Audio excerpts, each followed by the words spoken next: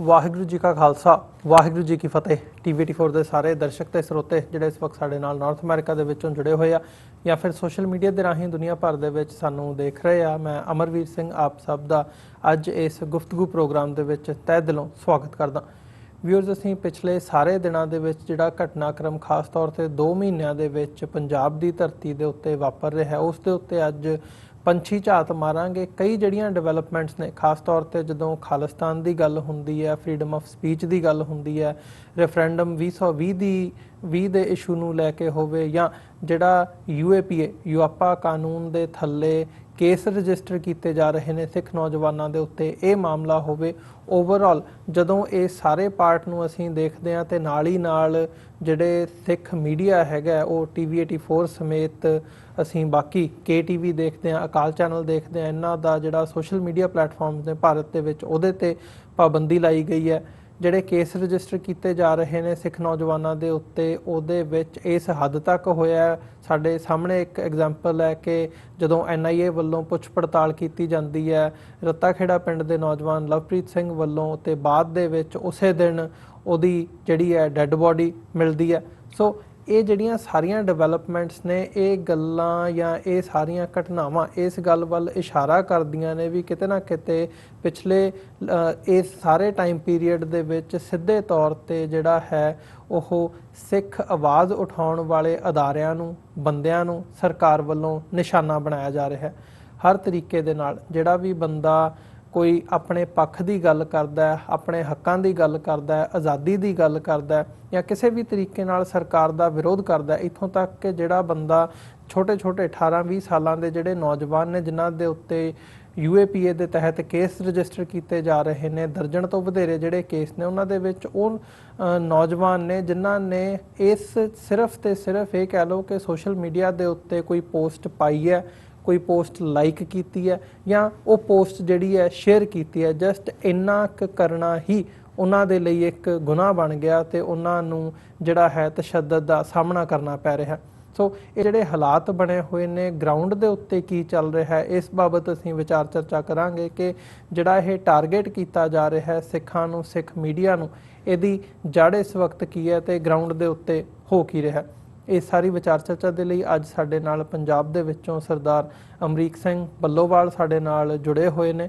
ਆਪ ਅਕਾਲੀ ਦਲ ਅੰਮ੍ਰਿਤਸਰ ਦੇ ਸੀਨੀਅਰ ਆਗੂ ਨੇ, ਨਾਲ ਖਾਲਸਾ ਲੀਗ ਨੂੰ ਵੀ ਲੀਡ ਕਰਦੇ ਆ। ਸੋ ਅਮਰੀਕ ਸਿੰਘ ਬੱਲੋਵਾਲ ਨਾਲ ਮਿਲ ਕੇ ਅੱਜ ਦੀ ਇਸ ਵਿਚਾਰ ਚਰਚਾ ਦੀ ਸ਼ੁਰੂਆਤ ਕਰਦੇ ਹਾਂ। ਬੱਲੋਵਾਲ ਸਾਹਿਬ, ਤੁਹਾਡਾ ਸਵਾਗਤ ਹੈ ਜੀ। ਵਾਹਿਗੁਰੂ ਜੀ ਕਾ ਖਾਲਸਾ ਵਾਹਿਗੁਰੂ ਜੀ ਕੀ ਫਤਿਹ ਜੀ। TV84 ਦੇ ਸਾਰੇ ਹੀ ਦਰਸ਼ਕਾਂ ਨੂੰ, ਜਿੰਨੇ ਵੀ ਨਾਰਥ ਅਮਰੀਕਾ ਦੇ ਵਿੱਚ ਸੋਸ਼ਲ ਮੀਡੀਆ ਦੇ ਰਾਹੀਂ ਸਾਨੂੰ ਦੇਖ ਰਹੇ ਆ, ਸਾਰਿਆਂ ਨੂੰ ਮੈਂ ਫਤਿਹ ਬੁਲਾਉਣਾ। ਵਾਹਿਗੁਰੂ ਜੀ ਕਾ ਖਾਲਸਾ ਵਾਹਿਗੁਰੂ ਜੀ ਕੀ ਫਤਿਹ ਜੀ।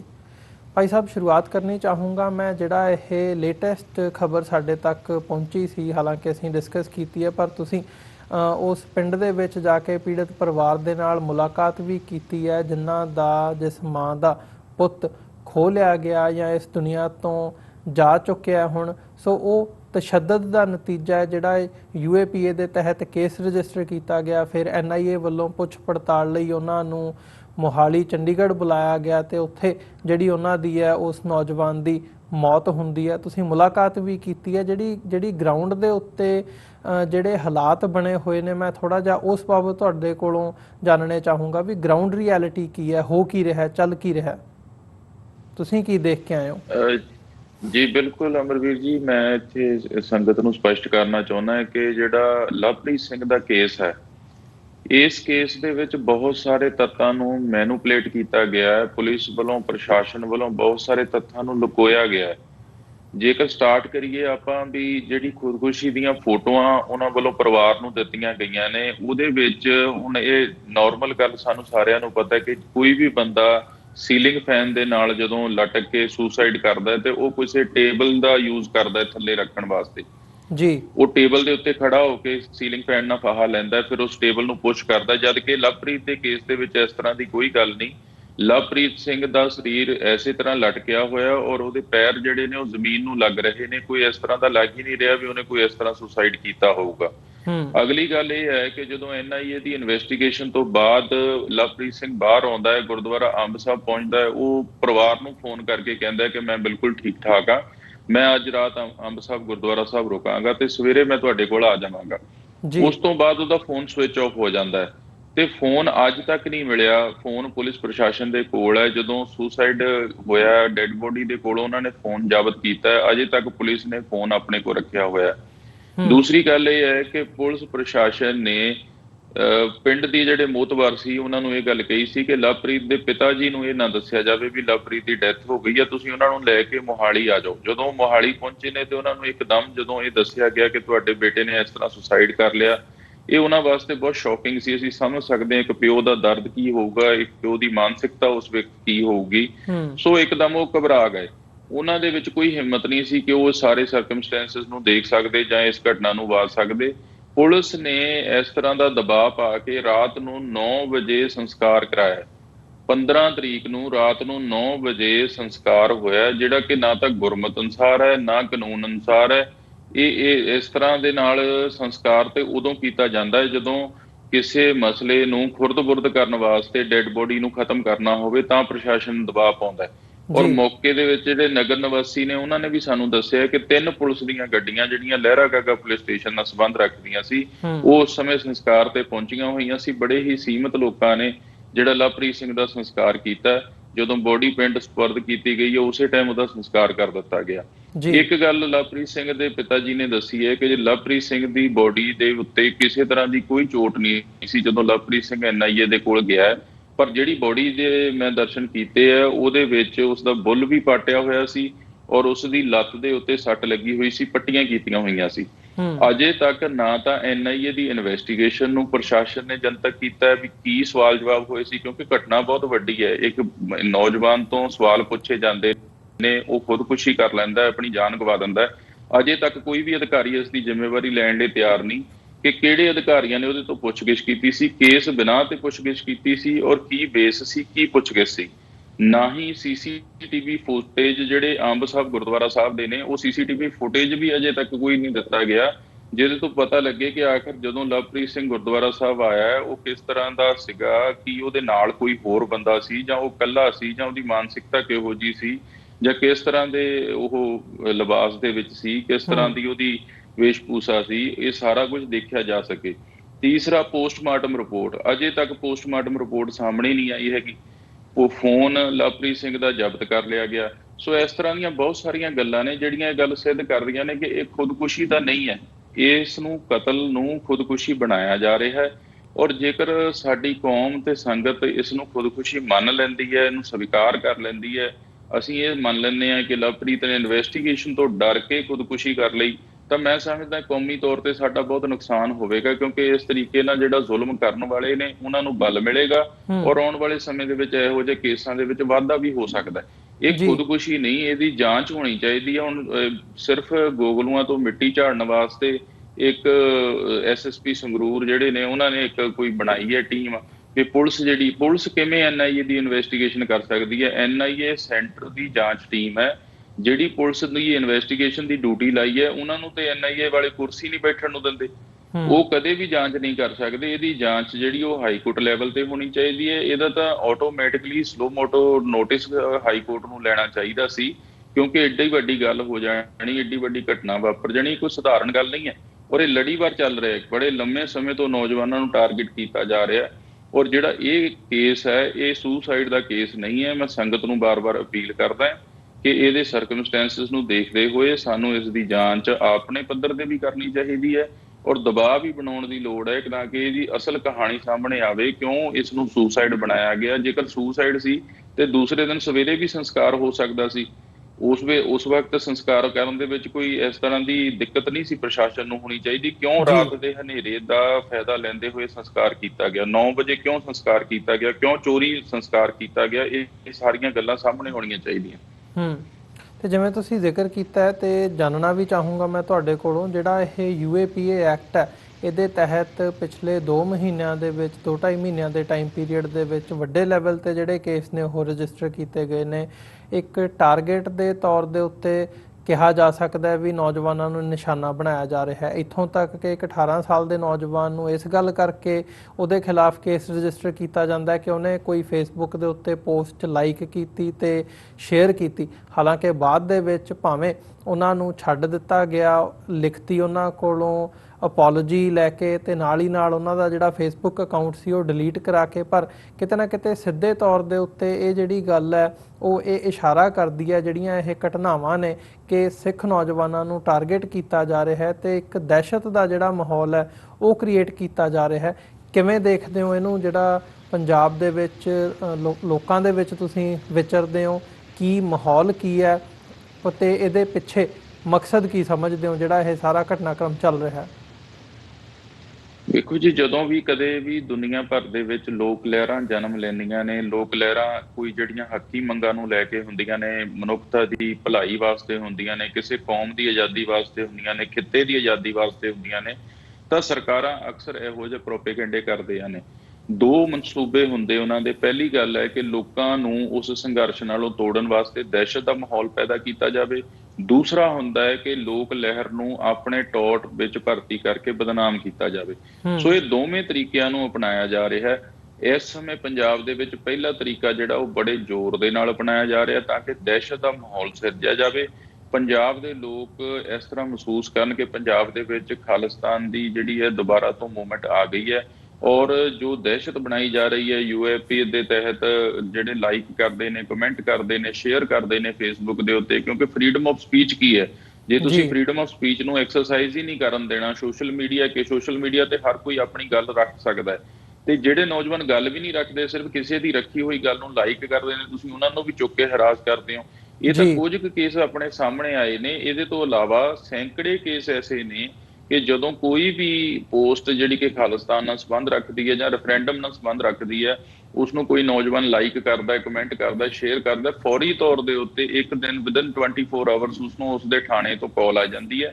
ਥਾਣੇ 'ਚ ਉਸਨੂੰ ਬੁਲਾਇਆ ਜਾਂਦਾ ਹੈ, ਉਸਨੂੰ ਹਰਾਸ ਕੀਤਾ ਜਾਂਦਾ ਹੈ, ਉਸਨੂੰ ਡਰਾਇਆ ਜਾਂਦਾ ਹੈ, ਡਰਾ ਕੇ ਫਿਰ ਉਸਨੂੰ ਉਹ ਪੋਸਟ ਕਟਾਈ ਜਾਂਦੀ ਹੈ, ਉਹਦਾ ਸਪਸ਼ਟੀਕਰਨ ਲਿਆ ਜਾਂਦਾ, ਫਿਰ ਛੱਡਿਆ ਜਾਂਦਾ ਤਾਂ ਕਿ ਉਹ ਨੌਜਵਾਨ ਘਰ ਜਾਵੇ ਤੇ 10-15 ਜਣਿਆਂ ਨੂੰ ਹੋਰ ਦੱਸੇ। ਤੇ ਉਹ ਇਹ ਜਿਹੜੀ ਲੋਕ ਲਹਿਰ ਲੋਕਾਂ ਦੇ ਦਿਲਾਂ ਦੇ ਵਿੱਚ ਘਰ ਕਰਦੀ ਜਾਂਦੀ ਹੈ। ਜਿਹੜਾ ਅੱਜ ਸਿੱਖ ਕੌਮ ਦਾ ਬੱਚਾ ਇਹ ਮਹਿਸੂਸ ਕਰਦਾ ਹੈ ਵੀ ਕੌਮ ਗੁਲਾਮ ਹੈ, ਕੌਮ ਦੇ ਨਾਲ ਧੱਕਾ ਹੋ ਰਿਹਾ ਹੈ, ਕੌਮ ਦੇ ਨਾਲ ਜ਼ੁਲਮ ਹੋ ਰਿਹਾ ਹੈ, ਕੌਮ ਨੂੰ ਇਨਸਾਫ ਨਹੀਂ ਮਿਲ ਰਿਹਾ। ਇਸ ਗੱਲ ਨੂੰ ਇੱਕ ਡਰ ਦੇ ਨਾਲ ਦਬਾਇਆ ਜਾ ਸਕੇ, ਲੋਕਾਂ ਨੂੰ ਇਹ ਡਰ ਸਤਾਉਣ ਲੱਗੇ ਵੀ ਜੇ ਅਸੀਂ ਇਸ ਲੋਕ ਲਹਿਰ ਦਾ ਸਾਥ ਦੇਵਾਂਗੇ ਤੇ ਸਾਡੇ ਨੌਜਵਾਨ ਜਿਹੜੇ ਉਹ ਟਾਰਗੇਟ ਸ਼ੁਰੂ ਹੋਣਗੇ। ਸੋ ਇਹ ਬਿਲਕੁਲ ਸਪਸ਼ਟ ਗੱਲ ਹੈ ਵੀ ਸਿੱਖ ਨੌਜਵਾਨੀ ਨੂੰ ਟਾਰਗੇਟ ਕੀਤਾ ਜਾ ਰਿਹਾ।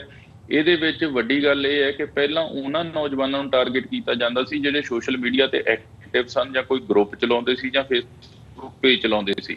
ਪਰ ਜਦੋਂ ਸਿੱਖ ਕੌਮ ਨੇ ਇਸ ਗੱਲ ਦੇ ਉੱਤੇ ਖਾਸ ਕਰਕੇ ਇਤਰਾਜ਼ ਜਤਾਇਆ ਵੀ ਸੋਸ਼ਲ ਮੀਡੀਆ ਤੇ ਆਪਣੇ ਵਿਚਾਰ ਵਿਅਕਤ ਕਰਨਾ ਕਿਸੇ ਤਰੀਕੇ ਦਾ ਟੈਰਰਿਜ਼ਮ ਨਹੀਂ ਹੁੰਦਾ, ਜਦ ਕਿ UAPA ਦੀ ਜਿਹੜੀ ਇਹਨਾਂ ਨੇ ਨਵੀਂ ਸੋਧ ਕੀਤੀ ਉਹਦੇ ਮੁਤਾਬਕ ਇਹ ਕਿਸੇ ਵੀ ਬੰਦੇ ਨੂੰ, ਇੰਡੀਵਿਜੂਅਲ ਨੂੰ ਵੀ ਇਹ ਟੈਰਰਿਸਟ ਨਾਮਜ਼ਦ ਕਰ ਸਕਦੇ ਨੇ।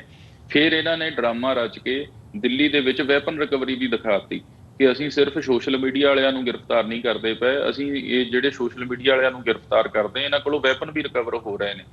ਸੋ ਵੈਪਨ ਰਿਕਵਰੀ ਦਿਖਾ ਕੇ ਉਹਨਾਂ ਨੇ ਆਪਣੇ ਜਿਹੜਾ ਕੇਸ ਹੈ ਉਹਨੂੰ ਬਿਲਡ ਕਰਨ ਦੇ ਵਿੱਚ ਹੋਰ ਤਾਕਤ ਦਿਖਾਈ ਹੈ। ਪਰ ਤਰਾਸਦੀ ਇਹ ਹੈ ਵੀ ਜਿੰਨੀ ਵੀ ਪੰਜਾਬ ਦੀ ਲੀਡਰਸ਼ਿਪ ਹੈ ਜਿਹੜੀ ਜਿੱਤ ਕੇ ਵਿਧਾਨ ਸਭਾ ਦੇ ਵਿੱਚ ਬੈਠੀ ਹੈ ਜਾਂ ਲੋਕ ਸਭਾ ਦੇ ਵਿੱਚ ਬੈਠੀ ਹੈ, ਉਹ ਸਾਰੀ ਖਾਮੋਸ਼ ਬੈਠੀ ਹੈ। ਕਾਂਗਰਸ ਦੇ ਕਪਿਲ ਸਿੱਬਲ ਜਿਹੜੇ ਕਿ ਬੜੇ ਉੱਚੇ ਕੱਦ ਦੇ ਲੀਡਰ ਨੇ, ਬੜੇ ਆਲਾ ਕਮਾਂਡ ਦੇ ਲੀਡਰ ਨੇ ਕਾਂਗਰਸ ਦੇ, ਇਸ ਤੋਂ ਬਾਅਦ ਪੀ ਚਿਦੰਬਰਮ, ਉਹ ਸਾਰੇ ਯੂਆਪਾ ਦਾ ਵਿਰੋਧ ਕਰ ਰਹੇ ਨੇ। ਪੀ ਚਿਦੰਬਰ ਨੇ ਰਾਜ ਸਭਾ ਦੇ ਵਿੱਚ ਔਨ ਰਿਕਾਰਡ ਇਸ ਦਾ ਵਿਰੋਧ ਕੀਤਾ ਕਿ ਇਹ ਕਾਲਾ ਕਾਨੂੰਨ ਹੈ, ਜ਼ੁਲਮ ਕਰਨ ਵਾਸਤੇ ਬਣਾਇਆ ਗਿਆ ਔਰ ਇਸ ਦੇ ਰਾਹੀਂ ਦੁਰਉਪਯੋਗ ਹੋ ਰਿਹਾ ਹੈ। ਦੁਰਉਪਯੋਗ ਇਸ ਤਰ੍ਹਾਂ ਕਿ ਐਂਟੀ ਨੇਸ਼ਨ ਨਹੀਂ, ਐਂਟੀ ਗਵਰਨਮੈਂਟ ਜਿਹੜੇ ਲੋਕ ਖੜੇ ਹੋ ਰਹੇ ਨੇ, ਜਿਹੜੇ ਗਵਰਨਮੈਂਟ ਦੇ ਖਿਲਾਫ ਪ੍ਰੋਟੈਸਟ ਕਰ ਰਹੇ ਨੇ, ਉਹਨਾਂ ਤੇ ਵੀ ਯੂਆਪਾ ਲਾਇਆ ਜਾ ਰਿਹਾ ਹੈ। ਤੇ ਪੰਜਾਬ ਦੇ ਵਿੱਚ ਤੁਸੀਂ ਦੇਖ ਲਓ ਕਿ ਕੈਪਟਨ ਅਮਰਿੰਦਰ ਸਿੰਘ ਦੀ ਸਰਕਾਰ, ਕਾਂਗਰਸ ਦੀ ਸਰਕਾਰ ਇਸ ਨੂੰ ਸਪੋਰਟ ਕਰ ਰਹੀ ਹੈ। ਸੋ ਸਿੱਖਾਂ ਦੇ ਮਾਮਲੇ ਦੇ ਵਿੱਚ ਚਾਹੇ ਕੋਈ ਵੀ ਧਿਰ ਹੈ, ਚਾਹੇ ਉਹ ਪੰਜਾਬ ਦੀ ਧਿਰ ਹੈ ਜਾਂ ਪੰਜਾਬ ਤੋਂ ਬਾਹਰਲੀ ਧਿਰ ਹੈ, ਸਾਰਿਆਂ ਦਾ ਦੋਹਰਾ ਮਾਪਦੰਡ ਹੈ। ਪੂਰੀ ਸਟੇਟ ਦੇ ਵਿੱਚ ਕਾਂਗਰਸ ਆਪਣੇ ਆਪ ਨੂੰ ਸੈਕੂਲਰ ਪੇਸ਼ ਕਰ ਰਹੀ ਹੈ ਔਰ ਇਹ ਦਿਖਾ ਰਹੀ ਹੈ ਵੀ ਅਸੀਂ ਯੂਆਪਾ ਦਾ ਵਿਰੋਧ ਕਰ ਰਹੇ ਹਾਂ। ਪਰ ਪੰਜਾਬ 'ਚ ਯੂਆਪਾ ਦੇ ਮਾਮਲੇ ਦੇ ਉੱਤੇ ਕਾਂਗਰਸ ਇਸ ਨੂੰ ਸਪੋਰਟ ਕਰ ਰਹੀ ਹੈ ਔਰ ਜਿਹੜੀ ਨੌਜਵਾਨਾਂ ਦੀਆਂ ਗ੍ਰਿਫਤਾਰੀਆਂ ਹੋ ਰਹੀਆਂ ਨੇ, ਇਹਨੂੰ ਬੜਾ ਕੇ ਛਾਤੀ ਠੋਕ ਕੇ ਉਹ ਕਹਿੰਦੇ ਨੇ ਕਿ ਅਸੀਂ ਬੜਾ ਟੈਰਰਿਸਟ ਮੋਡਿਊਲ ਜਿਹੜਾ ਉਹ ਬਰਸ ਕਰ ਰਹੇ ਹਾਂ, ਵੀ ਇਹ ਬਹੁਤ ਸਾਡੀ ਵੱਡੀ ਕਾਮਯਾਬੀ ਹੈ। ਇਹ ਸਾਰਾ ਜਿਹੜਾ ਪੈਟਰਨ ਹੈ ਇਹ ਪੰਜਾਬ ਦੇ ਵਿੱਚ ਹੀ ਨਹੀਂ, ਬਾਹਰਲੀਆਂ ਸਟੇਟਾਂ ਦੇ ਵਿੱਚ ਵੀ, ਹਰਿਆਣਾ ਦੇ ਵਿੱਚ ਵੀ ਜਿਹੜੇ ਕੇਸ ਨੇ ਰਜਿਸਟਰ ਕੀਤੇ ਗਏ ਨੇ ਸਿੱਖਾਂ ਦੇ ਉੱਤੇ, ਜਾਂ ਦਿੱਲੀ ਦੇ ਵਿੱਚ ਅਸੀਂ ਦੇਖਿਆ ਸ਼ਾਹੀਨ ਬਾਗ ਦੇ ਵਿੱਚ ਜਦੋਂ ਸਿੱਖ ਸੰਗਤਾਂ ਜਾ ਕੇ ਉੱਥੇ ਲੰਗਰ ਲਾਉਂਦੀਆਂ ਨੇ ਜਾਂ ਲੰਗਰ ਦੇ ਵਿੱਚ ਮਦਦ ਕਰਦੀਆਂ ਨੇ, ਤੇ ਜਿਹੜੇ ਨੌਜਵਾਨ ਨੇ ਉਹਦੇ ਵਿੱਚ ਡੀਐਸ ਬਿੰਦਰਾ ਦਾ ਨਾਮ ਵੀ ਸਾਹਮਣੇ ਆਉਂਦਾ ਜਿਨ੍ਹਾਂ ਨੇ ਉੱਥੇ ਲੰਗਰ ਦੀ ਸ਼ੁਰੂਆਤ ਕੀਤੀ ਸੀ, ਜਾਂ ਹੋਰ ਨੌਜਵਾਨਾਂ ਦੇ ਉੱਤੇ UAPA ਦੇ ਤਹਿਤ ਕੇਸ ਰਜਿਸਟਰ ਕੀਤਾ ਜਾ ਰਿਹਾ ਹੈ। ਸੋ ਜਿੱਥੇ ਇਹ ਇੱਕ ਵੱਡਾ ਫੈਕਟਰ ਹੈ, ਤੇ ਨਾਲ ਹੀ ਨਾਲ ਬਾਕੀ ਕਮਿਊਨਿਟੀਜ਼ ਜਿਹੜੀਆਂ ਨੇ ਉਹ ਮੁਸਲਮਾਨ ਹੋਣ, ਦਲਿਤ ਭਾਈਚਾਰਾ ਹੋਵੇ, ਜਾਂ ਜਿਹੜਾ ਵੀ ਬੰਦਾ ਸਰਕਾਰ ਦੀ ਵਿਰੋਧਤਾ ਕਰਦਾ ਉਹਦੇ ਖਿਲਾਫ ਜਿਹੜਾ ਕੇਸ ਹੈ ਉਹ ਰਜਿਸਟਰ ਕਰ ਦਿੱਤਾ ਜਾਂਦਾ ਹੈ। ਸੋ ਪੰਜਾਬ ਤੋਂ ਬਾਹਰ ਜਿਹੜਾ ਇਹ ਪੈਟਰਨ ਨਜ਼ਰ ਆ ਰਿਹਾ ਹੈ ਸਿੱਖਾਂ ਦੇ ਖਿਲਾਫ ਵੀ ਤੇ ਅਦਰਵਾਈਜ਼ ਬਾਕੀ ਭਾਈਚਾਰਿਆਂ ਦੇ ਖਿਲਾਫ, ਕੀ ਦੇਖਦੇ ਹੋ ਕਿ ਸਰਕਾਰ ਜਿਹੜੀ ਹੈ ਉਹ ਕਿਹੜੀ ਨੀਤੀ ਇੱਥੇ ਲਾਗੂ ਕਰ ਰਹੀ ਹੈ? ਦੇਖੋ, ਜਿਹੜਾ ਸਿੱਖਾਂ ਦੇ ਨਾਲ ਧੱਕਾ ਹੋ ਰਿਹਾ, ਸਿੱਖ ਹੋਣਾ ਹੀ ਕਾਫੀ ਹੈ। ਇਹ ਮੈਟਰ ਨਹੀਂ ਕਰਦਾ ਕਿ ਤੁਸੀਂ ਪੰਜਾਬ ਦੀ ਟੈਰੀਟਰੀ ਦੇ ਅੰਦਰ ਹੋ ਜਾਂ ਤੁਸੀਂ ਕਿਸੇ ਹੋਰ ਸਟੇਟ ਦੇ ਵਿੱਚ ਰਹਿੰਦੇ ਹੋ, ਤੁਸੀਂ ਭਾਰਤ ਦੇ ਕਿਸੇ ਵੀ ਕੋਨੇ ਵਿੱਚ ਰਹਿੰਦੇ ਹੋ, ਈਵਨ ਤੁਸੀਂ ਵਰਲਡ ਦੇ ਕਿਸੇ ਵੀ ਕੋਨੇ ਦੇ ਵਿੱਚ ਰਹਿੰਦੇ ਹੋ, ਜਦੋਂ ਤੁਸੀਂ ਸਿੱਖ ਕੌਮ ਦੀ ਆਵਾਜ਼ ਬੁਲੰਦ ਕਰਦੇ ਹੋ ਤੇ ਤੁਹਾਡੇ ਉੱਤੇ ਇੰਡੀਅਨ ਗਵਰਨਮੈਂਟ ਜਿਹੜੀ ਹੈ ਉਹ ਕਾਰਵਾਈ ਕਰੇਗੀ, ਤੁਹਾਨੂੰ ਕਾਲੇ ਕਾਨੂੰਨਾਂ ਤਹਿਤ ਫਸਾਉਣ ਦੀ ਕੋਸ਼ਿਸ਼ ਕਰੇਗੀ, ਤੁਹਾਨੂੰ ਟੈਰਰਿਸਟ ਵੀ ਆਖੇਗੀ, ਤੁਹਾਡੇ ਤੇ ਕਾਰਵਾਈਆਂ ਕਰੇਗੀ। ਜਿੱਥੋਂ ਤੱਕ ਦੂਸਰੀਆਂ ਕਮਿਊਨਿਟੀਆਂ ਦਾ ਸਵਾਲ ਹੈ, ਉਹਦੇ ਵਿੱਚ ਮੈਂ ਇਹ ਗੱਲ ਸਪਸ਼ਟ ਕਰਨੀ ਚਾਹੁੰਦਾ ਕਿ ਬਾਕੀ ਕਮਿਊਨਿਟੀਆਂ ਸਹਿਮੀਆਂ ਹੋਈਆਂ ਨੇ। ਇਸ ਸਮੇਂ ਇੱਕ ਸਿੱਖ ਕੌਮ ਐਸੀ ਕੌਮ ਹੈ ਜਿਹਨੂੰ ਵਿਰਸੇ ਦੇ ਵਿੱਚ ਗੁਰੂ ਸਾਹਿਬ ਦੀ ਕਿਰਪਾ ਦੇ ਨਾਲ, ਇਤਿਹਾਸ ਦੇ ਵਿੱਚ, ਗੁੜਤੀ ਦੇ ਵਿੱਚ ਇਹ ਗੁਣ ਮਿਲਿਆ ਕਿ ਅਸੀਂ ਐਕਸ਼ਨ ਦਾ ਰਿਐਕਸ਼ਨ ਦਿੰਦੇ ਹਾਂ। ਸਿੱਖ ਕੌਮ ਕਦੇ ਵੀ ਜ਼ੁਲਮ ਨੂੰ ਬਰਦਾਸ਼ਤ ਨਹੀਂ ਕਰਦੀ। ਜਦੋਂ ਜ਼ੁਲਮ ਹੁੰਦਾ ਹੈ ਤੇ ਉਸ ਜ਼ੁਲਮ ਦਾ ਜਵਾਬ ਜ਼ਰੂਰ ਦਿੰਦੀ ਹੈ।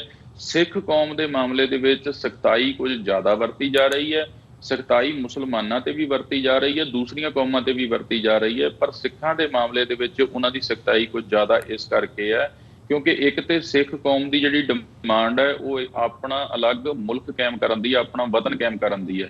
ਸਿੱਖਾਂ ਤੋਂ ਇਲਾਵਾ ਦੂਸਰੀਆਂ ਕੌਮਾਂ ਜਿਹੜੀਆਂ ਭਾਰਤ ਦੇ ਵਿੱਚ ਸੰਘਰਸ਼ ਕਰ ਰਹੀਆਂ ਨੇ, ਉਹਨਾਂ ਦੀ ਮੰਗ ਇਹ ਨਹੀਂ ਹੈਗੀ। ਕਸ਼ਮੀਰੀਆਂ ਨੂੰ ਛੱਡ ਕੇ ਬਾਕੀ ਜਿਹੜੀਆਂ ਕੌਮਾਂ ਸੰਘਰਸ਼ ਕਰ ਰਹੀਆਂ ਨੇ ਉਹ ਐਂਟੀ ਗਵਰਨਮੈਂਟ ਸੰਘਰਸ਼ ਕਰ ਰਹੀਆਂ ਨੇ, ਜਾਂ ਕਿਸੇ ਨਾ ਕਿਸੇ ਖਾਸ ਮੰਗ ਨੂੰ ਲੈ ਕੇ ਸੰਘਰਸ਼ ਕਰ ਰਹੀਆਂ ਨੇ, ਉਹਨਾਂ ਦੇ ਖਿਲਾਫ ਗਵਰਨਮੈਂਟ ਦੀਆਂ ਕਾਰਵਾਈਆਂ। ਜਿਹੜੀ ਸਿੱਖ ਕੌਮ ਦੀ ਮੰਗ ਹੈ, ਇਸ ਦਾ ਪ੍ਰਭਾਵ ਪੂਰੇ ਏਸ਼ੀਆ ਦੇ ਵਿੱਚ ਤੇ ਪੂਰੇ ਵਰਲਡ ਦੇ ਵਿੱਚ ਬਹੁਤ ਵੱਡਾ ਹੈ। ਜੇ ਖਾਲਿਸਤਾਨ ਹੋਂਦ ਦੇ ਵਿੱਚ ਆਉਂਦਾ ਹੈ ਤੇ ਇਹ ਭਾਰਤ ਦੀ ਅਰਥ ਵਿਵਸਥਾ ਨੂੰ ਵੀ ਬਹੁਤ ਵੱਡੀ ਸੱਟ ਵੱਜੇਗੀ, ਭਾਰਤ ਦੀ ਸਾਰੀ ਜਿਹੜੀ ਰਹਿਣੀ ਬਹਿਣੀ ਹੈ ਉਹਨੂੰ ਵੀ ਸੱਟ ਵੱਜੇਗੀ। ਇਸ ਕਰਕੇ ਉਹ ਨਹੀਂ ਚਾਹੁੰਦੇ ਕਿ ਕਿਸੇ ਤਰੀਕੇ ਦੇ ਨਾਲ ਜਿਹੜਾ ਸਿੱਖ ਰਾਜ ਦਾ ਮੋਡਿਊਲ ਸੀ, ਜਿਸ ਨੂੰ ਲੋਕ ਅੱਜ ਵੀ ਯਾਦ ਕਰਦੇ ਨੇ, ਅੱਜ ਵੀ ਸਜਦਾ ਕਰਦੇ ਨੇ ਕਿ ਸਿੱਖ ਕੌਮ ਨੇ ਜਿਹੜਾ ਰਾਜ ਕੀਤਾ, ਇਹੋ ਜਿਹੇ ਰਾਜ ਦੀ ਮਿਸਾਲ ਦੂਜੀ ਦੁਨੀਆ ਦੇ ਵਿੱਚ ਨਹੀਂ ਮਿਲਦੀ। ਤੇ ਜਿਸ ਕੌਮ ਨੇ ਕਦੇ ਰਾਜ ਕਰਦਿਆਂ ਕਿਸੇ ਨੂੰ ਸੁੱਖ ਦਿੱਤਾ ਹੀ ਨਹੀਂ, ਜ਼ੁਲਮ ਹੀ ਕੀਤਾ ਹੈ, ਕਿਸੇ ਦੇ ਉੱਤੇ ਤਸ਼ੱਦਦ ਹੀ ਕੀਤਾ, ਉਹ ਕਦੋਂ ਚਾਹੇਗੀ ਕਿ ਨਿਆਂ ਦਾ ਰਾਜ ਕਾਇਮ ਹੋਵੇ, ਬੇਗਮਪੁਰੇ ਦਾ ਰਾਜ ਕਾਇਮ ਹੋਵੇ, ਖਾਲਸੇ ਦਾ ਰਾਜ ਕਾਇਮ ਹੋਵੇ। ਸੋ ਇਸ ਕਰਕੇ ਸਿੱਖਾਂ ਦੇ ਉੱਤੇ ਜ਼ਿਆਦਾ, ਔਰ ਇਹਦੇ ਵਿੱਚ ਤਰਾਸਦੀ ਬੜੀ ਹੈ ਕਿਉਂਕਿ ਮੈਂ ਸਰਦਾਰ ਅਮਰਵੀਰ ਸਿੰਘ ਜੀ, ਮੈਂ ਵੇਖ ਰਿਹਾ ਇਹਦੇ ਵਿੱਚ ਵੀਡੀਓ, ਜਿਹੜੇ ਨੌਜਵਾਨਾਂ ਦੀ ਗ੍ਰਿਫਤਾਰੀ ਹੋ ਰਹੀ ਹੈ, ਜਿਹੜੇ ਲੀਡਰ ਉਹਨਾਂ ਦੀ ਪੁਸ਼ਤਪਨਾਹੀ ਕਰਨ ਵੀ ਜਾ ਰਹੇ ਨੇ, ਉਹ ਇੱਕ ਸ਼ਬਦ ਪਤਾ ਨਹੀਂ ਕਿਉਂ ਬਾਰ-ਬਾਰ ਇਹ ਗੱਲ ਕਹਿ ਰਹੇ ਨੇ ਵੀ ਦਲਿਤ ਨੌਜਵਾਨ, ਦਲਿਤ ਨੌਜਵਾਨ। ਜਿਹੜੇ ਨੌਜਵਾਨ ਨੇ ਬਾਣਾ ਪਾ ਲਿਆ, ਜਿਹੜੇ ਨੌਜਵਾਨ ਨੇ ਅੰਮ੍ਰਿਤ ਛਕ ਲਿਆ, ਉਸ ਨੂੰ ਦਲਿਤ ਕਹਿ ਕੇ ਦੁਬਾਰਾ ਦਲਿਤ ਕਹਿ ਕੇ ਇਹ ਕਿਸ ਤਰੀਕੇ ਦਾ ਮਸਲਾ ਬਣਾਇਆ ਜਾ ਰਿਹਾ ਹੈ, ਮੇਰੀ ਸਮਝ ਤੋਂ ਬਾਹਰ ਹੈ। ਖਹਿਰਾ ਸਾਹਿਬ ਦੀਆਂ ਮੈਂ ਪੋਸਟਾਂ ਵੇਖਦਾ, ਲਵਪ੍ਰੀਤ ਸਿੰਘ ਦੇ ਮਾਮਲੇ ਦੇ ਵਿੱਚ ਵੀ, ਦੂਸਰੇ ਨੌਜਵਾਨਾਂ ਦੇ ਮਾਮਲੇ ਦੇ ਵਿੱਚ ਵੀ ਬਾਰ-ਬਾਰ ਦਲਿਤ ਸ਼ਬਦ ਦੀ ਵਰਤੋਂ ਕਰਕੇ ਇਸ ਮਸਲੇ ਨੂੰ ਕਿਸੇ ਹੋਰ ਰੰਗਤ ਦੇ ਵਿੱਚ ਦਿਸ਼ਾ ਦੇਣ ਦੀ ਕੋਸ਼ਿਸ਼ ਕੀਤੀ ਜਾ ਰਹੀ ਹੈ। ਜਦ ਕਿ ਮੈਂ ਇਹ ਗੱਲ ਕਹਿਣਾ ਵੀ ਸਾਨੂੰ ਇਸ ਮਸਲੇ ਨੂੰ ਕਾਸਟ ਬੇਸ ਨਹੀਂ ਦੇਖਣਾ ਚਾਹੀਦਾ। ਜਿਹੜੇ ਸਿੱਖ ਨੌਜਵਾਨ, ਲਵਪ੍ਰੀਤ ਸਿੰਘ ਦਾ ਪਰਿਵਾਰ ਸਾਰਾ ਗੁਰਸਿੱਖ ਹੈ, ਅੰਮ੍ਰਿਤਧਾਰੀ ਹੈ। ਲਵਪ੍ਰੀਤ ਸਿੰਘ ਖੁਦ ਇੱਕ ਗ੍ਰੰਥੀ ਸਿੰਘ ਸੀ। ਜਦੋਂ ਹੁਣ ਲਵਪ੍ਰੀਤ ਸਿੰਘ ਦੇ ਸੰਦਰਭ 'ਚ ਅਸੀਂ ਗੱਲ ਕਰਾਂਗੇ ਤੇ ਅਸੀਂ ਇਹ ਗੱਲ ਕਰਾਂਗੇ ਵੀ ਦਲਿਤ ਨੌਜਵਾਨਾਂ ਦੇ ਉੱਤੇ ਤਸ਼ੱਦਦ ਹੋ ਰਿਹਾ ਹੈ, ਤਾਂ ਅਸੀਂ ਕਿਤੇ ਨਾ ਕਿਤੇ ਸਿੱਖ ਕੌਮ ਦੇ ਵਿੱਚ ਵੀ ਵੰਡੀ ਪਾਉਣ ਦੀ ਗੱਲ ਕਰਦੇ ਹਾਂ। ਸਾਨੂੰ ਇਹੋ ਜਿਹੇ ਸ਼ਬਦ ਵਰਤਣ ਤੋਂ ਗੁਰੇਜ਼ ਕਰਨਾ ਚਾਹੀਦਾ। ਸਮੁੱਚੇ ਰੂਪ 'ਚ ਜਿੰਨੇ ਵੀ ਸਿੱਖ ਨੌਜਵਾਨਾਂ ਦੇ ਨਾਲ ਇਹ ਧੱਕਾ ਹੋ ਰਿਹਾ, ਇਹਦੇ ਖਿਲਾਫ ਆਵਾਜ਼ ਬੁਲੰਦ ਕਰਨੀ ਚਾਹੀਦੀ ਜੀ। ਤੇ ਇਹਦੇ ਵਿੱਚ ਜਦੋਂ ਅਸੀਂ ਇਹ ਸਾਰੇ ਪਾਰਟ ਨੂੰ ਦੇਖ ਰਹੇ ਹਾਂ, ਇੱਥੇ ਸਵਾਲ ਉੱਠਦਾ ਵੀ ਕੀ ਅਸੀਂ ਇਹ ਸਾਰੇ ਦਾ ਜਵਾਬ ਦੇਣ ਦੇ ਲਈ ਤਿਆਰ ਹਾਂ? ਪੰਜਾਬ ਦੇ ਵਿੱਚ ਭਾਵੇਂ ਉਹ ਵਕੀਲ ਹੋਣ, ਹਿਊਮਨ ਰਾਈਟਸ ਐਕਟਿਵਿਸਟ ਹੋਣ, ਪੰਥਕ ਜਥੇਬੰਦੀਆਂ ਹੋਣ, ਪੋਲੀਟੀਕਲ ਪਾਰਟੀਆਂ ਹੋਣ, ਇੱਕ ਆਵਾਜ਼ ਇੱਕ ਲੈਵਲ ਦੇ ਉੱਤੇ ਜ਼ਰੂਰ ਦੇਖਣ ਨੂੰ ਮਿਲ ਰਹੀ ਹੈ UAPA ਦੇ ਖਿਲਾਫ, ਪਰ ਗਰਾਊਂਡ ਦੇ ਉੱਤੇ ਕੀ ਜਿਹੜੀ ਸਥਿਤੀ ਹੈ ਉਹ ਬਣੀ ਹੋਈ ਹੈ? ਕਿ ਇਸ ਦਾ ਕਾਨੂੰਨੀ ਤੌਰ ਤੇ ਕੋਈ ਵਿਰੋਧ ਹੋ ਰਿਹਾ ਹੈ, ਕੇਸ ਰਜਿਸਟਰ ਕਰਨ ਦੀ ਗੱਲ ਨੂੰ ਲੈ ਕੇ, ਜਾਂ UAPA ਨੂੰ ਵਾਪਸ ਕਿਵੇਂ ਕਰਵਾਇਆ ਜਾਵੇ, ਜਾਂ ਜਿਨ੍ਹਾਂ ਨੌਜਵਾਨਾਂ ਦੇ ਉੱਤੇ ਕੇਸ ਪਾਏ ਜਾ ਰਹੇ ਨੇ ਉਹਨਾਂ ਦੀ ਕੋਈ ਪੈਰਵਾਈ ਦੀ ਗੱਲ। ਸੋ ਜਦੋਂ ਅਸੀਂ ਆਪਣੇ ਪੱਖ ਤੋਂ ਨਜ਼ਰ ਮਾਰਦੇ ਹਾਂ ਤੇ ਉਦੋਂ ਕੀ ਸਾਹਮਣੇ ਆਉਂਦਾ? ਦੀ ਗੱਲ ਹੈ ਕਿ ਜਿੰਨੀਆਂ ਵੀ ਪੰਥਕ ਜਥੇਬੰਦੀਆਂ ਨੇ ਉਹ ਇਸ ਮਸਲੇ ਤੇ ਇਕਜੁੱਟ ਨੇ। ਸਾਰੀਆਂ ਹੀ ਪੰਥਕ ਜਥੇਬੰਦੀਆਂ ਇਸ ਦਾ ਵਿਰੋਧ ਕਰ ਰਹੀਆਂ ਨੇ। ਹਾਲਾਤ ਕੁਝ ਐਸੇ ਨੇ ਕਿ ਕਰੋਨਾ ਕਰਕੇ ਜਿਹੜਾ ਸਿਸਟਮ ਐਸਾ ਬਣਾਇਆ ਹੋਇਆ ਕਿ ਕੋਈ ਪ੍ਰੋਟੈਸਟ ਜਾਂ ਕੋਈ ਮੂਵਮੈਂਟ ਖੜੀ ਕਰਨ ਤੋਂ ਥੋੜਾ ਜਿਹਾ ਦਬਾਅ ਬਣਾਇਆ ਜਾ ਰਿਹਾ ਹੈ। ਪਰ ਇਹ ਹੈ ਵੀ ਸਿੱਖ ਜਥੇਬੰਦੀਆਂ ਇਹਦੇ ਤੇ ਸਟਰੋਂਗਲੀ ਰਿਐਕਟ ਕਰ ਰਹੀਆਂ ਨੇ, ਔਰ ਜਿੰਨੇ ਨੌਜਵਾਨਾਂ ਦੇ ਉੱਤੇ ਕੇਸ ਦਰਜ ਹੋ ਰਹੇ ਨੇ, ਪੰਥਕ ਜਥੇਬੰਦੀਆਂ ਆਪਣੇ ਆਪਣੇ ਲੈਵਲ ਤੇ ਪੈਨਲ ਗਠਨ ਕਰਕੇ, ਵਕੀਲਾਂ ਦੀਆਂ ਟੀਮਾਂ ਗਠਨ ਕਰਕੇ ਉਹਨਾਂ ਦੀ ਪੈਰਵਾਈ ਕਰ ਰਹੀਆਂ ਨੇ। ਲਗਾਤਾਰ ਉਹਨਾਂ ਨੂੰ ਹੌਸਲਾ ਦੇ ਰਹੀਆਂ ਨੇ ਕਿ ਅਸੀਂ ਬੈਠੇ ਹਾਂ, ਤੁਸੀਂ ਘਬਰਾਓ ਨਾ।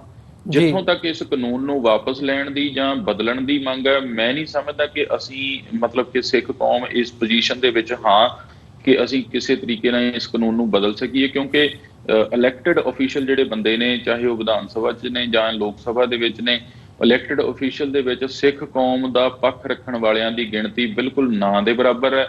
ਉੱਥੇ ਸਿੱਖ ਕੌਮ ਦੀਆਂ ਕੌਮੀ ਭਾਵਨਾਵਾਂ ਦੀ ਤਰਜਮਾਨੀ ਕਰਨ ਵਾਲਾ ਕੋਈ ਵੀ ਆਗੂ ਨਹੀਂ ਬੈਠਾ। ਜਿਹੜੇ ਆਗੂ ਬੈਠੇ ਨੇ ਉਹ ਸਿਰਫ ਦਿੱਲੀ ਦੀ ਚਮਚਾਗਿਰੀ ਕਰਨ ਵਾਲੇ ਜਾਂ ਦਿੱਲੀ ਦੀ ਚਾਕਰੀ ਕਰਨ ਵਾਲੇ ਨੇ। ਉਹ ਦਿੱਲੀ ਦੇ ਪਰਸਪੈਕਟਿਵ ਤੋਂ ਹੀ ਵੇਖਦੇ ਨੇ। ਸੋ ਇਹ UAP ਨੂੰ ਬਦਲਣਾ ਜਾਂ ਇਹਦੇ ਵਿੱਚ ਅਮੈਂਡਮੈਂਟ ਕਰਨੀ ਇਹ ਤਾਂ ਸੰਭਵ ਨਹੀਂ। ਪਰ ਇੱਕ ਚੀਜ਼ ਜ਼ਰੂਰ ਹੈ ਵੀ ਜੇ ਅਸੀਂ ਲਵਪ੍ਰੀਤ ਸਿੰਘ ਦੇ ਮਾਮਲੇ ਦੇ ਉੱਤੇ ਜਾਂ UAPA ਦੇ ਬਾਕੀ ਨੌਜਵਾਨਾਂ ਦੇ ਮਾਮਲੇ ਦੇ ਉੱਤੇ ਇੱਕ ਸਖਤ ਰੁਖ ਅਖਤਿਆਰ ਕਰਕੇ ਇੱਕ ਸਟਰੋਂਗ ਮੈਸੇਜ ਜਿਹੜਾ ਹੈ, ਮੂਵਮੈਂਟ ਮੈਸੇਜ, ਮਾਸ ਮੂਵਮੈਂਟ ਦਾ ਮੈਸੇਜ ਸਰਕਾਰਾਂ ਨੂੰ ਦੇ ਦਿੰਦੇ ਆ, ਤੇ ਭਵਿੱਖ ਦੇ ਵਿੱਚ ਜਿਹੜੀਆਂ NIA ਵੱਲੋਂ ਨਜਾਇਜ਼ ਗ੍ਰਿਫਤਾਰੀਆਂ ਹੋ ਰਹੀਆਂ ਨੇ, ਕਿਸੇ ਨੂੰ ਵੀ ਚੁੱਕ ਕੇ ਉਹਦੇ ਤੇ ਯੁਆਪਾ ਲਾਇਆ ਜਾ ਰਿਹਾ, ਕਿਤੇ ਨਾ ਕਿਤੇ ਇਹ ਥੰਮ ਸਕਦੀਆਂ ਨੇ। ਇਹ ਸਾਡੇ ਕੋਲ ਮੌਕਾ ਹੈ ਕਿ ਅਸੀਂ ਮੈਦਾਨ ਦੇ ਵਿੱਚ ਨਿਤਰੀਏ, ਇਹਦੇ ਉੱਤੇ ਕੋਈ ਸਾਂਝਾ ਕਾਮਨ ਮਿਨੀਮਮ ਪ੍ਰੋਗਰਾਮ ਬਣਾ ਕੇ ਇੱਕ ਤਕੜਾ ਮੂਵਮੈਂਟ ਖੜੀ ਕਰੀਏ, ਤਾਂ ਜੋ ਜਿਹੜੀ ਗੱਲ ਅਸਲ ਦੇ ਵਿੱਚ ਹੈ ਵੀ ਅਸੀਂ ਇਸ ਨੂੰ ਆਪਣੀ ਬਲ, ਆਪਣਾ ਮਾਸ ਮੂਵਮੈਂਟ ਦਿਖਾ ਕੇ ਇਸ ਨੂੰ ਰੋਕ ਸਕਦੇ ਹਾਂ। ਕਿਉਂਕਿ ਦੋ ਹੀ ਤਰੀਕੇ ਹੁੰਦੇ ਨੇ ਜਦੋਂ ਤੁਸੀਂ ਸਰਕਾਰਾਂ ਦੇ ਤਸ਼ੱਦਦ ਨੂੰ ਰੋਕਣਾ। ਜਾਂ ਤਾਂ ਤੁਸੀਂ ਸਿਸਟਮ ਦੇ ਵਿੱਚ ਹੋਵੋ ਤੇ ਤੁਸੀਂ ਉੱਥੇ ਆਪਣੀ ਬਹੁਮਤ ਦੇ ਨਾਲ ਕਿਸੇ ਕਾਨੂੰਨ ਨੂੰ ਬਦਲ ਸਕੋ, ਤੇ ਜਾਂ ਦੂਸਰਾ ਕਾਨੂੰਨ ਇਹ ਹੁੰਦਾ ਹੈ ਕਿ ਤੁਸੀਂ ਮਾਸ ਮੂਵਮੈਂਟ ਕ੍ਰੀਏਟ ਕਰੋ। ਤਾਂ ਸਾਡੇ ਕੋਲ ਮਾਸ ਮੂਵਮੈਂਟ ਦਾ ਰਸਤਾ ਹੈ। ਸਿੱਖ ਕੌਮ ਜੁਝਾਰੂ ਕੌਮ ਹੈ, ਸਿੱਖ ਕੌਮ ਦੇ ਜਜ਼ਬਾਤ ਵੀ ਨੇ, ਸਿੱਖ ਕੌਮ ਕੌਮੀ ਜਜ਼ਬਾਤਾਂ ਨੂੰ ਸਮਝਦੀ ਹੈ, ਪੂਰੇ ਵਰਲਡ ਦੇ ਵਿੱਚ ਸਿੱਖ ਕੌਮ ਰਿਐਕਸ਼ਨ ਦਿੰਦੀ ਹੈ। ਇਸ ਸਮੇਂ ਲੋੜ ਹੈ ਕਿ ਪੰਥਕ ਜਥੇਬੰਦੀਆਂ ਇਕਜੁੱਟ ਹੋ ਕੇ ਕੋਈ ਪ੍ਰੋਗਰਾਮ ਉਲੀਕਣ ਇਸ ਦੇ ਖਿਲਾਫ। ਇਹ ਸਮਾਂ ਚੁੱਪ ਰਹਿਣ ਦਾ ਨਹੀਂ। ਜੇ ਅੱਜ ਚੁੱਪ ਰਹਿ ਗਏ ਤੇ ਆਉਣ ਵਾਲੇ ਸਮੇਂ ਦੇ ਵਿੱਚ ਸਾਰੀਆਂ ਪੰਥਕ ਜਥੇਬੰਦੀਆਂ ਤੇ ਪੰਥਕ ਆਗੂ ਦੋਸ਼ੀ ਦਿਖਾਈ ਦੇਣਗੇ, ਕਿਉਂਕਿ ਇਹ ਸਿਲਸਿਲਾ ਇੱਥੇ ਰੁਕੇਗਾ ਨਹੀਂ। ਜੇ ਅੱਜ ਅਸੀਂ ਇਸ ਮਾਮਲੇ ਦੇ ਉੱਤੇ ਵੱਡੇ ਪੱਧਰ ਤੇ ਪ੍ਰੋਟੈਸਟ ਕਰਦੇ ਹਾਂ, ਚਾਹੇ ਲਵਪ੍ਰੀਤ ਸਿੰਘ ਦਾ ਹੀ ਕੇਸ ਲੈ ਲਓ, ਲਵਪ੍ਰੀਤ ਸਿੰਘ ਦੇ ਕੇਸ ਨੂੰ ਲੈ ਕੇ ਪ੍ਰੋਟੈਸਟ ਹੁੰਦੇ ਨੇ, ਪੰਜਾਬ ਭਰ ਦੇ ਵਿੱਚ ਰੋਸ ਹੁੰਦਾ ਹੈ, ਤਾਂ ਇਹ ਸਟਰੋਂਗ ਮੈਸੇਜ NIA ਨੂੰ ਤੇ ਸਰਕਾਰਾਂ ਨੂੰ ਚਲੇ ਜਾਵੇਗਾ ਕਿ ਪੰਜਾਬ ਜਾਗਦਾ ਹੈ, ਪੰਜਾਬ ਅਵੇਸਲਾ ਨਹੀਂ, ਪੰਜਾਬ ਸੁੱਤਾ ਹੋਇਆ ਨਹੀਂ, ਸਿੱਖ ਕੌਮ ਸੁੱਤੀ ਹੋਈ ਨਹੀਂ। ਜੇਕਰ ਤੁਸੀਂ ਇਸ ਤਰ੍ਹਾਂ ਕਰੋਗੇ ਤੇ ਸਮੁੱਚੀ ਸਿੱਖ ਕੌਮ ਇਹਦਾ ਰਿਐਕਸ਼ਨ ਦੇਵੇਗੀ, ਤਾਂ ਜਾ ਕੇ ਇਹ ਗ੍ਰਿਫਤਾਰੀਆਂ ਦਾ ਦੌਰ ਕੁਝ ਸਮੇਂ ਵਾਸਤੇ ਰੁਕ ਸਕਦਾ ਹੈ। ਪਰ ਜਿੱਥੋਂ ਤੱਕ ਕਾਨੂੰਨ ਦੀ ਬਦਲਣ ਦੀ ਗੱਲ ਹੈ, ਕਾਨੂੰਨ ਬਦਲਣ ਦੀ ਪੋਜੀਸ਼ਨ ਦੇ ਵਿੱਚ ਸਿੱਖ ਕੌਮ ਨਹੀਂ, ਕਿਉਂਕਿ ਅਸੀਂ ਤਰਾਸਦੀ ਹੈ ਸਾਡੀ, ਅਸੀਂ ਉਹਨਾਂ ਨੂੰ ਵੋਟਾਂ ਪਾ ਕੇ ਭੇਜਿਆ ਹੋਇਆ ਜਿਹੜੇ ਜਾਂ ਤਾਂ ਯੂਆਪਾ ਦੇ ਹੱਕ ਵਿੱਚ ਨੇ ਜਾਂ ਯੂਆਪਾ ਦੇ ਮਾਮਲੇ ਤੇ ਚੁੱਪ ਨੇ। ਉਹਨਾਂ ਨੂੰ ਕੁਰਸੀ ਕਰਕੇ ਜਾਂ ਕੁਝ ਹੋਰ ਲਾਲਚਾਂ ਕਰਕੇ ਚੁੱਪ ਰਹਿਣ ਦੀ ਉਹਨਾਂ ਦੀ ਮਜਬੂਰੀ ਬਣੀ ਹੋਈ ਹੈ।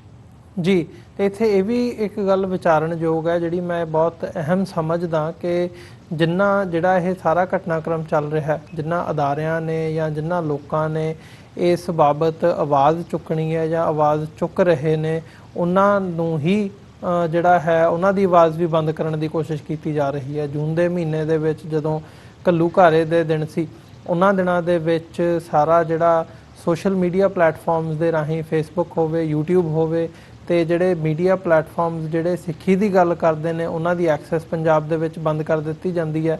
ਤੇ ਉਸ ਤੋਂ ਬਾਅਦ ਅਸੀਂ ਸਿੱਖ ਸਿਆਸਤ ਦਾ ਜ਼ਿਕਰ ਕਰਦੇ ਹਾਂ। ਹੋਰ ਜਿਹੜੇ ਵੀ ਸੋਸ਼ਲ ਮੀਡੀਆ ਪਲੇਟਫਾਰਮਸ ਨੇ ਜਾਂ ਇੰਡੀਵਿਜੂਅਲਸ ਨੇ, ਉਹਨਾਂ ਨੂੰ ਇੱਕ ਟਾਰਗੇਟਡ ਲਾਈਨ ਦੇ ਥੱਲੇ ਟਾਰਗੇਟ ਕੀਤਾ ਜਾ ਰਿਹਾ ਹੈ ਇਸ ਸਾਰੇ ਟਾਈਮ ਪੀਰੀਅਡ ਦੇ ਵਿੱਚ।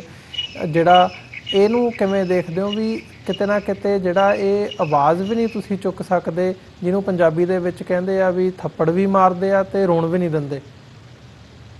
ਨਹੀਂ, ਬਿਲਕੁਲ ਇਹਦੇ ਪਿੱਛੇ ਇੱਕ ਕਾਰਨ ਬਹੁਤ ਵੱਡਾ ਹੈ ਜੀ, ਕਿ ਪਹਿਲਾਂ ਹਾਲਾਤ ਕੁਝ ਹੋਰ ਹੁੰਦੇ ਸੀ। ਜਦੋਂ ਸੋਸ਼ਲ ਮੀਡੀਆ ਸਾਡੇ ਤੱਕ ਇੰਟਰੋਡਿਊਸ ਨਹੀਂ ਸੀ ਹੋਇਆ, ਜਾਂ ਇਕੱਲੇ ਦੇ ਘਰ ਵਿੱਚ ਜਾਂ ਫੋਨ ਵਿੱਚ ਸੋਸ਼ਲ ਮੀਡੀਆ ਨਹੀਂ ਸੀ ਪਹੁੰਚਿਆ, ਉਸ ਸਮੇਂ ਤੱਕ ਜਿਹੜਾ ਪ੍ਰਿੰਟ ਮੀਡੀਆ ਜਾਂ ਟੀਵੀ ਤੇ ਟੈਲੀਕਾਸਟ ਹੁੰਦੀ ਸੀ ਖਬਰ, ਉਸੇ ਨੂੰ ਲੋਕ ਸੱਚ ਮੰਨਦੇ ਸੀ। ਪਰ ਜੀ ਜਦੋਂ ਤੋਂ ਸੋਸ਼ਲ ਮੀਡੀਆ ਆਇਆ, ਇਸ ਨੇ ਸਿੱਖ ਕੌਮ ਦੇ ਕੌਮੀ ਸੰਘਰਸ਼ ਨੂੰ ਬਹੁਤ ਬਲ ਦਿੱਤਾ ਹੈ। ਹਰ ਸਿੱਖ ਜਥੇਬੰਦੀ, ਹਰ ਸਿੱਖ ਆਗੂ, ਸਿੱਖ ਵਿਦਵਾਨ, ਸਿੱਖ ਨੌਜਵਾਨੀ ਆਪਣੇ ਵਿਚਾਰ ਪ੍ਰਗਟ ਕਰਦੀ ਹੈ, ਸਰਕਾਰ ਦੀਆਂ ਪਾਲਿਸੀਆਂ ਨੂੰ ਬੇਨਕਾਬ ਕਰਦੀ ਹੈ। ਤਾਂ ਹੀ ਤਾਂ ਤੁਸੀਂ ਵੇਖੋ ਹੁਣ ਸਿੱਖ ਕੌਮ ਦੇ ਕਿੰਨੇ ਕੁ ਚੈਨਲ ਨੇ, TV 84 ਹੈ, ਅਕਾਲ ਚੈਨਲ ਹੈ, KTV ਹੈ, ਸਿੱਖ ਸਿਆਸਤ ਹੈ।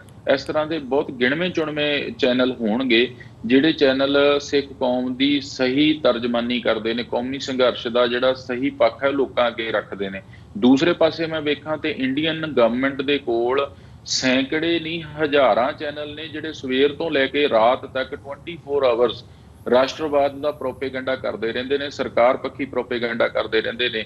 ਪਤਾ ਨਹੀਂ ਹਜ਼ਾਰਾਂ ਦੀ ਗਿਣਤੀ ਦੇ ਵਿੱਚ ਭਾਰਤ ਦੇ ਵਿੱਚ ਅਖਬਾਰਾਂ ਹੋਣਗੀਆਂ ਜਿਨ੍ਹਾਂ ਦੇ ਵਿੱਚ ਕੇਵਲ ਉਹੀ ਛਾਪਿਆ ਜਾਂਦਾ ਹੈ ਜਿਹੜਾ ਸਰਕਾਰ ਦੇ ਪੱਖੀ ਹੋਵੇ, ਔਰ ਲੋਕ ਲਹਿਰਾਂ ਨੂੰ ਖਤਮ ਕੀਤਾ ਜਾਂਦਾ ਹੈ, ਲੋਕਾਂ ਦੀ ਆਵਾਜ਼ ਨੂੰ ਦਬਾਇਆ ਜਾਂਦਾ ਹੈ। ਪਰ ਇਸ ਸਭ ਦੇ ਬਾਵਜੂਦ, ਇੰਨੀ ਵੱਡੀ ਸ਼ਕਤੀਸ਼ਾਲੀ ਮੀਡੀਆ ਐਸਟੈਬਲਿਸ਼ਮੈਂਟ ਹੋਣ ਦੇ ਬਾਵਜੂਦ, ਜੇ ਭਾਰਤ ਸਰਕਾਰ ਨੂੰ ਇਹ ਲੋੜ ਮਹਿਸੂਸ ਹੋ ਰਹੀ ਹੈ ਕਿ ਸਿੱਖ ਕੌਮ ਦੇ ਸੋਸ਼ਲ ਮੀਡੀਆ ਨੂੰ, ਸਿੱਖ ਕੌਮ ਦੇ ਮੀਡੀਆ ਨੂੰ ਬਲੌਕ ਕੀਤਾ ਜਾਵੇ, ਇਹਨਾਂ ਨੂੰ YouTube ਤੋਂ ਬਲੌਕ ਕੀਤਾ ਜਾਵੇ, Facebook ਤੋਂ ਬਲੌਕ ਕੀਤਾ ਜਾਵੇ, ਤਾਂ ਮੈਂ ਸਮਝਦਾ ਹਾਂ ਕਿ ਇਹ ਸਿੱਖ ਕੌਮ ਦੀ ਪ੍ਰਾਪਤੀ ਹੈ ਕਿ ਸਿੱਖ ਕੌਮ ਨੇ ਬੜੇ ਹੀ ਥੋੜੇ ਸਮੇਂ ਦੇ ਵਿੱਚ ਏਡੀ ਵੱਡੀ ਐਸਟੈਬਲਿਸ਼ਮੈਂਟ ਇੰਡੀਅਨ ਗਵਰਨਮੈਂਟ ਦੀ, ਇੰਡੀਅਨ ਟੈਰੀਟਰੀ ਦੀ, ਜਿਹਨੇ ਬੜੇ ਲੰਮੇ ਸਮੇਂ ਤੋਂ ਝੂਠ ਬੋਲ ਬੋਲ ਕੇ ਸਿੱਖਾਂ ਨੂੰ ਇੱਕ ਅੱਤਵਾਦੀ, ਵੱਖਵਾਦੀ, ਪਤਾ ਨਹੀਂ ਕੀ ਪ੍ਰੋਪੇਗੇਟ ਕਰ ਦਿੱਤਾ ਸੀ।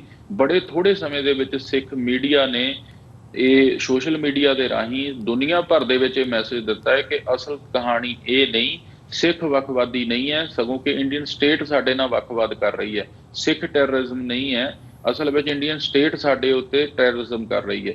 ਸੋ ਇਹ ਜਿਹੜੀ ਗੱਲ ਅਸੀਂ ਸਾਹਮਣੇ ਲੈ ਕੇ ਆਂਦੀ, ਉਸ ਤੋਂ ਸੁਭਾਵਕ ਹੈ ਕਿ ਇੰਡੀਅਨ ਗਵਰਨਮੈਂਟ ਤੇ ਇੰਡੀਅਨ ਜਿਹੜਾ ਸਿਸਟਮ ਹੈ ਉਹ ਭੈਭੀਤ ਹੈ। ਇਸੇ ਕਰਕੇ ਸੋਸ਼ਲ ਮੀਡੀਆ ਦੇ ਉੱਤੇ ਪਾਬੰਦੀਆਂ ਲਾਈਆਂ ਜਾ ਰਹੀਆਂ ਨੇ, ਜਦ ਕਿ ਦੁਨੀਆ ਦੇ ਵਿੱਚ ਦੇਖਿਆ ਜਾਵੇ ਤੇ ਪਾਬੰਦੀਆਂ ਲਾਉਣਾ ਜਾਇਜ਼ ਨਹੀਂ। ਹੁਣ ਦੂਸਰੀ ਤਰਾਸਦੀ ਇਹ ਹੈ ਕਿ ਜੀ ਫੇਸਬੁੱਕ ਹੋ ਗਈ, WhatsApp ਹੋ ਗਿਆ, ਇੰਸਟਾਗ੍ਰਾਮ ਹੋ ਗਿਆ, ਫੇਸਬੁੱਕ ਮੈਸੇਂਜਰ ਹੋ ਗਿਆ, ਇਹ ਸਾਰੀਆਂ ਐਪਸ ਆਪਸ ਵਿੱਚ ਹੀ ਕੋਲੈਬੋਰੇਸ਼ਨ ਹੋ ਗਈ ਹੈ। ਪਹਿਲਾਂ ਇਸ ਤਰ੍ਹਾਂ ਨਹੀਂ ਸੀ। ਹੁਣ ਕੀ ਹੈ ਕਿ ਤੁਹਾਨੂੰ ਬੜੇ ਤਰੀਕੇ ਦੇ ਨਾਲ, ਜਬਰੀ ਤਰੀਕੇ ਦੇ ਨਾਲ ਤੁਹਾਨੂੰ ਰੋਕਿਆ ਜਾ ਰਿਹਾ ਹੈ। ਹੁਣ ਤੁਸੀਂ ਕਿਤੇ ਵੀ ਦੇਖ ਲਓ, YouTube ਦੇ ਉੱਤੇ ਦੇਖ ਲਓ, ਤੁਹਾਡੀਆਂ ਵੀਡੀਓਜ਼ ਹਟਾਈਆਂ ਜਾ ਰਹੀਆਂ ਨੇ, ਤੁਹਾਡੇ ਚੈਨਲਸ ਨੂੰ ਬਲੌਕ ਕੀਤਾ ਜਾ ਰਿਹਾ। ਸੋ ਇਹ ਵਰਲਡ ਲੈਵਲ ਦੇ ਉੱਤੇ ਗੱਲ ਜਾਇਜ਼ ਨਹੀਂ। ਤੁਸੀਂ ਕਿਸੇ ਦੀ ਆਵਾਜ਼ ਨੂੰ ਦਬਾ ਨਹੀਂ ਸਕਦੇ। ਸੋਸ਼ਲ ਮੀਡੀਆ ਦਬਾਉਣਾ ਤਾਂ ਬਹੁਤ ਦੂਰ ਦੀ ਗੱਲ ਹੈ। ਜੇ ਕੋਈ ਵੈਸੇ ਵੀ ਫਿਜ਼ੀਕਲੀ ਵੀ ਫਰੀडम ਆਫ ਸਪੀਚ ਹੈ, ਫਿਜ਼ੀਕਲੀ ਵੀ ਤੁਹਾਡੇ ਖਿਲਾਫ ਪ੍ਰੋਟੈਸਟ ਕਰਦਾ ਹੈ, ਗਵਰਨਮੈਂਟ ਦੇ ਖਿਲਾਫ ਪੀਸਫੁਲੀ ਪ੍ਰੋਟੈਸਟ ਕਰਦਾ, ਡੈਮੋਕ੍ਰੈਟਿਕ ਰਾਈਟ ਹੈ ਉਹਦਾ, ਉਹਨੂੰ ਦਬਾਇਆ ਨਹੀਂ ਜਾ ਸਕਦਾ।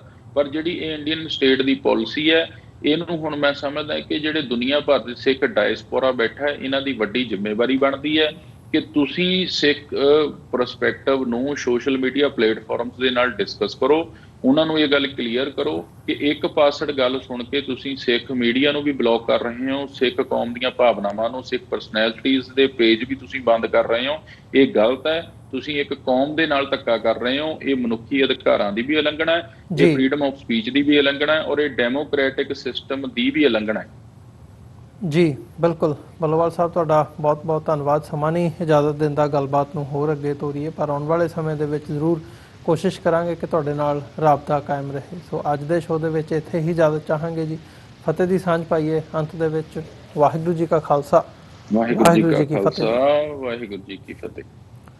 ਵਿਊਅਰਸ, ਉਮੀਦ ਕਰਦੇ ਹਾਂ ਜਿਹੜੀ ਅੱਜ ਦੀ ਸਾਡੀ ਇਹ ਵਿਚਾਰ ਚਰਚਾ ਸੀ ਤੁਹਾਨੂੰ ਜ਼ਰੂਰ ਪਸੰਦ ਆਈ ਹੋਵੇਗੀ। ਸੋ ਜਾਂਦੇ ਮੈਂ ਜ਼ਰੂਰ ਬੇਨਤੀ ਕਰਨੀ ਚਾਹਾਂਗਾ ਕਿ ਇਸ ਪਲੇਟਫਾਰਮ ਨੂੰ TV 84 ਨੂੰ ਅੱਗੇ ਵਧਾਉਣ ਦੇ ਲਈ ਤੁਹਾਡੀ ਸਹਾਇਤਾ ਦੀ ਸਾਨੂੰ ਲੋੜ ਹੈ। TV 84 ਨੂੰ ਡੋਨੇਟ ਕਰਨ ਦੇ ਲਈ ਤੁਸੀਂ ਸਾਡੀ ਵੈਬਸਾਈਟ www.tv84.tv ਤੇ ਜਾ ਕੇ ਸਾਨੂੰ ਡੋਨੇਟ ਕਰ ਸਕਦੇ ਹੋ ਤੇ ਮੰਥਲੀ ਡੋਨੇਸ਼ਨਸ ਦੇ ਲਈ ਪਲੇਜ ਕਰ ਸਕਦੇ ਹੋ। ਚੈੱਕ ਰਾਹੀਂ ਡੋਨੇਸ਼ਨਸ ਭੇਜਣ ਦੇ ਲਈ TV 84 ਦੇ ਨਾਂ ਦਾ ਚੈੱਕ ਬਣਾ ਕੇ ਤੁਸੀਂ ਸਾਨੂੰ ਸਾਡੇ ਐਡਰੈਸ ਦੇ ਉੱਤੇ ਮੇਲ ਕਰ ਸਕਦੇ ਹੋ। 3601 37th Avenue, Long Island City, New York 11101। Website ਫਿਰ ਦੱਸਦੇ ਹਾਂ www.tv84.tv। ਇਸੇ ਦੇ ਨਾਲ ਵਿਊਅਰਸ, ਅਸੀਂ ਅੱਜ ਦੇ ਇਸ ਪ੍ਰੋਗਰਾਮ ਦੇ ਵਿੱਚ ਇੱਥੇ ਹੀ ਇਜਾਜ਼ਤ ਚਾਹਾਂਗੇ। ਦੁਬਾਰਾ ਫਿਰ ਕੱਲ੍ਹ ਨੂੰ ਤੁਹਾਡੇ ਨਾਲ ਮੁਲਾਕਾਤ ਹੋਵੇਗੀ। ਇਜਾਜ਼ਤ ਦਿਓ ਜੀ। ਵਾਹਿਗੁਰੂ ਜੀ ਕਾ ਖਾਲਸਾ, ਵਾਹਿਗੁਰੂ ਜੀ ਕੀ ਫਤਿਹ।